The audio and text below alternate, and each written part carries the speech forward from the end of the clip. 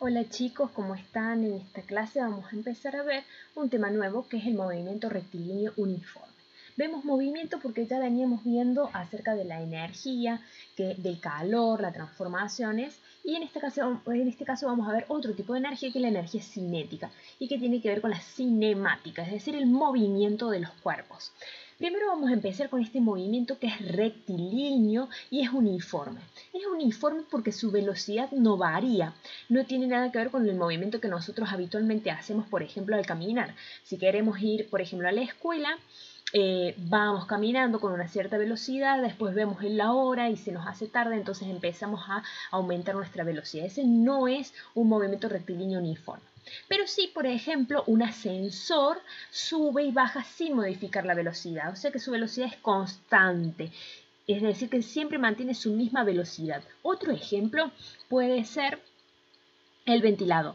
Cuando nosotros ponemos el ventilador, por ejemplo, a una velocidad de 2 puntos, siempre mantiene su misma velocidad. Nada más que en este caso es un movimiento uniforme, pero circular.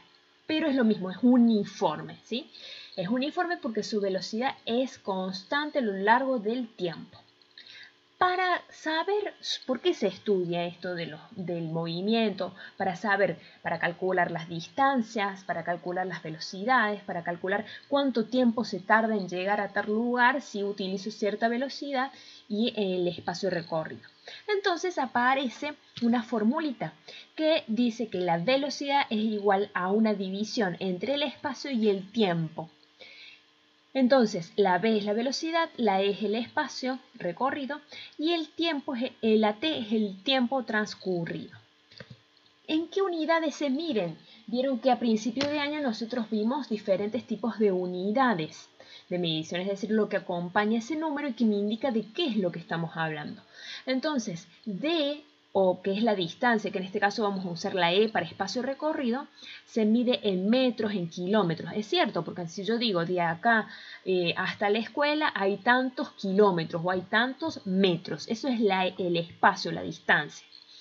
Por otro lado tenemos la velocidad, que seguramente ustedes deben haber escuchado mucho acerca de la velocidad. Iba muy fuerte, iba a 150 kilómetros por hora o metros por segundo. Siempre la velocidad va a ser una unidad de espacio dividido la unidad del tiempo. Por eso decimos metros por segundo, kilómetro por hora, porque la formulita dice que la velocidad es igual al espacio sobre el tiempo. Y el tiempo siempre lo medimos en segundos, minutos u horas. ¿Para qué es importante saber en qué se mide cada una de estos factores? Para poder identificarlos después en un ejercicio. Entonces, de esa fórmula nosotros podemos calcular tres cosas con la misma formulita. Podemos calcular la velocidad, podemos calcular el espacio, podemos calcular el tiempo. De una fórmula se despeja cualquiera de esos valores. Yo acá se los dejo directamente despejadas, pero es fácil. Si queremos despejar el espacio, el tiempo lo pasamos para el otro lado, entonces me queda que el espacio igual a velocidad por tiempo. Y si quiero averiguar el tiempo, me queda que espacio sobre velocidad es igual al tiempo. Bien, veamos un ejemplo de algún ejercicio. Si queremos calcular la velocidad de un móvil, si recorre 276 kilómetros en 2,3 horas. En este caso tengo que usar la primera formulita. Entonces, vamos a identificar los datos. Dijimos que acá dice, si recorre 276 kilómetros. Si ese kilómetro solamente me está hablando de un espacio. Y por otro lado dice 2,3 horas. ¿Qué va a ser 2,3 horas? Va a ser el tiempo. Entonces, el primer paso es anotar los datos.